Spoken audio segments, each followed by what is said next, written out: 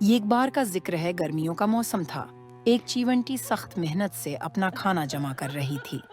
وہ ہر روز دانے ڈھونڈتی اور اپنی بل میں ذخیرہ کر لیتی۔ دوسری طرف ایک ٹڈا تھا جو سارا دن گیت گاتا، کھیلتا کودتا اور مستی کرتا۔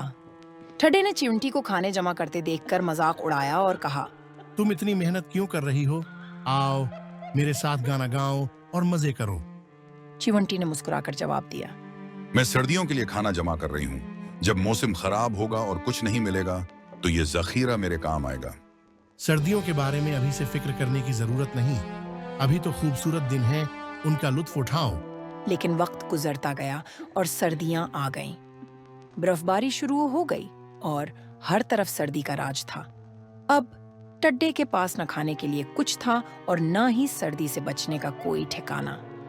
وہ بھوکا اور پریشان چیونٹی کے پاس پہنچا اور مدد کی درخواست کی۔ میں نے تمہیں پہلے ہی خبردار کیا تھا کہ محنت کرو اور مستقبل کی تیاری کرو، لیکن تم نے میری بات کو نظر انداز کیا۔ پھر بھی چیونٹی نے رحم دلی کا مظاہرہ کیا اور اسے کچھ کھانے کو دیا۔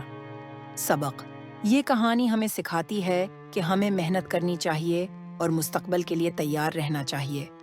آرام اور تفریح ضروری ہے، لیکن ضرورت سے زیادہ لاپرواہی ہمارے لیے نقصان دہ ہو سکتی ہے۔